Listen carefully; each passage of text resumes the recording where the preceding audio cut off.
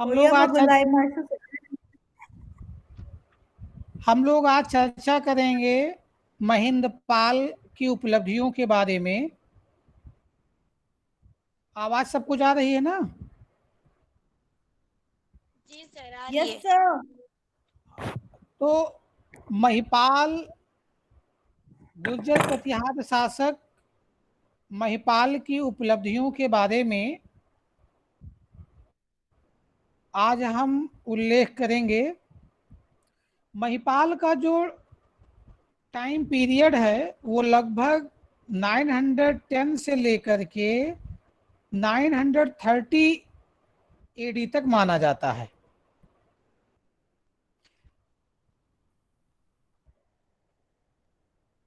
आप जानते हैं कि जो महाकवि राजशेखर है, महिंद्र पाल के दरबार में प्रतिष्ठा पाने के पश्चात उसके पुत्र महिपाल प्रथम के दरबार में अपनी शोभा को बढ़ा रहा था, जिसकी पुष्टि हमें बाल भारत से होती है, जिसमें उन्होंने महिपाल को रघुवंश मुक्तामणि एवं आर्यावर्त महाराजाधिराज की उपाधि से विभूषित किया है। हम ये भी जानते हैं कि महिपाल महेंद्र पाल प्रथम का पुत्र एवं उत्तराधिकारी था। हड्डाला अभिलेख के अनुसार उसकी सर्वप्रथम ज्ञात तिथि 914 एडी है, जबकि इसके पिता की अंतिम ज्ञात तिथि 907 एडी है।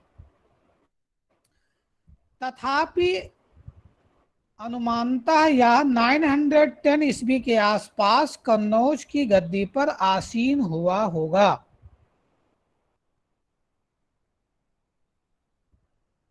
तथापि कुछ विद्वानों का मानना है कि गद्दी पर बैठने के पूर्व उत्तराधिकार का युद्ध छिड़ गया था और इसके पूर्व उसके सौतेले भाई भोज ने कम से कम 2 वर्षों तक गद्दी पर अधिकार प्राप्त कर लिया था।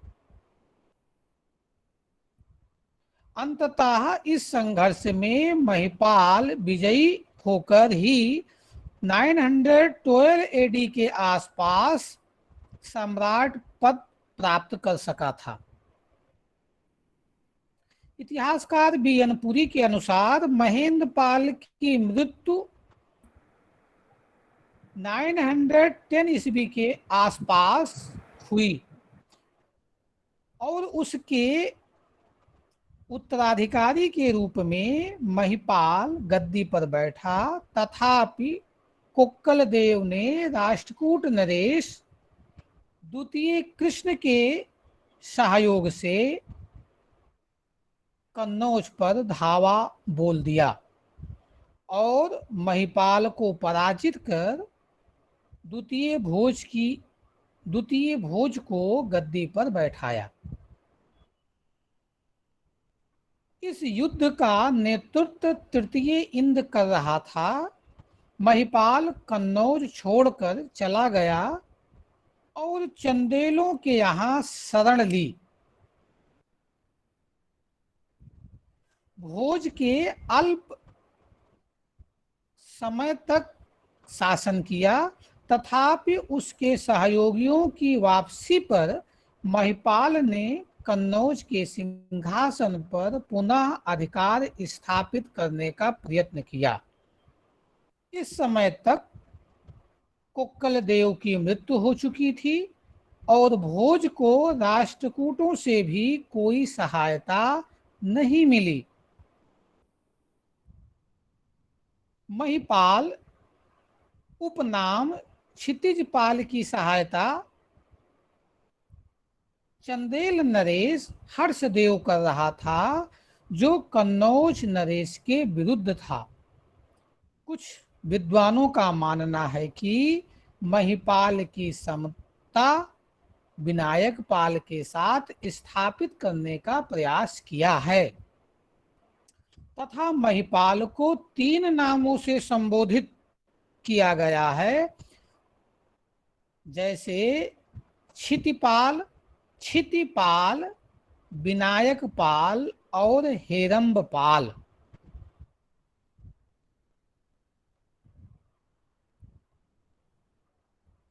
महेंद्र पाल की मृत्यु के पश्चात ही महिपाल गद्दी पर आसीन हुआ, जिसकी विस्तृत विजयों का उल्लेख राजशेखर ने अपने ग्रंथ बाल भारत या प्रचंड पांडव में किया है। वह इन दोनों पिता पुत्रों के बीच राज्य के उत्तराधिकारी के रूप में किसी अन्य की उपस्थिति नहीं स्वीकार करता और न ही उत्तराधिकार के युद्ध जैसी किसी अप्रिय घटना का विवरण देता है। उपरोक्त साक्ष्यों के आधार पर उत्तराधिकार संबंधी युद्ध की क्षीण संभावना भी नहीं दिखाई पड़ती। अतः यह जो कल्पना है वो विद्वानों के मस्तिष्क की उपज मात्र है, जो उसके द्वारा स्थापित अशुद्ध एकताओं पर आधारित है। महिपाल और राष्ट्रकूट आक्रमण। गोविंद तृतीय के उत्तरी भारत के अभियान के पश्चात लगभग 100 वर्षों तक प्रतिहारों के संबंध में राष्ट्रकूटों की नीति प्रधानतः रक्षात्मक हो गई और इसी बीच प्रतिहार सम्राटों ने अपने साम्राज्य में पर्याप्त वृद्धि कर उसे संगठित कर लिया था। भोज के समय में स्वयं उसकी ही राजनीतिक गतिविधियों के कारण अनेक सीमावर्ती संघर्ष हुए, जिनमें राष्ट्रकूटों को काफी संख्या में क्षति उठानी पड़ी। अमोघवश प्रथम 840 से 880 ईस्वी तक तथा उसके उत्तराधिकारी कृष्ण द्वितीय 880 से 914 ईस्वी में प्रतिहारों पर आक्रमण करने की क्षमता का नितांत अभाव था।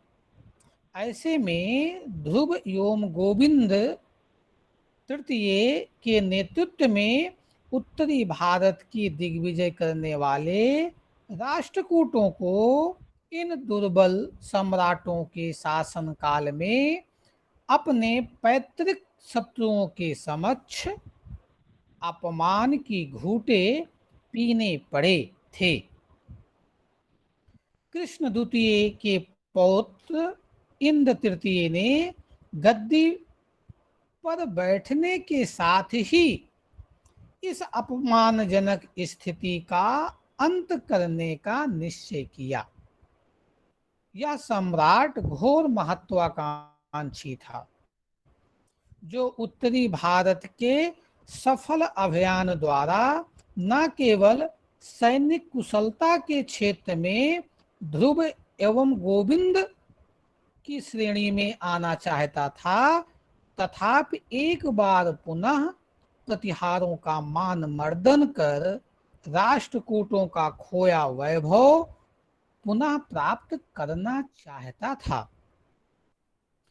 इस अभियान का पूरा विवरण हमें प्राप्य नहीं होता है, लेकिन जो भी विवरण दिग्विजय संबंधी सूचनाएं प्राप्त होती हैं वो राष्ट्रकूट गोविंद चतुर्थ के कंबे दानपत्र में मिलता है, जिसमें उल्लिखित है कि उसने शत्रुनगर महोदय का आशय कन्नौज से है, का समूल उन्मूलन किया, जो आज भी लोगों में कुश स्थल के नाम से विख्यात है। एएस अल्टेकर और रमाशंकर त्रिपाठी का मत है कि कालप्रिय नामक स्थान का तात्पर्य उज्जैन के महाकाल से है, अतः इंद्र ने सर्वप्रथम उज्जैन को आक्रांत किया और तदुपरांत आगे बढ़कर मार्ग में यमुना नदी को पार करते हुए वह कन्नौज पहुंचा।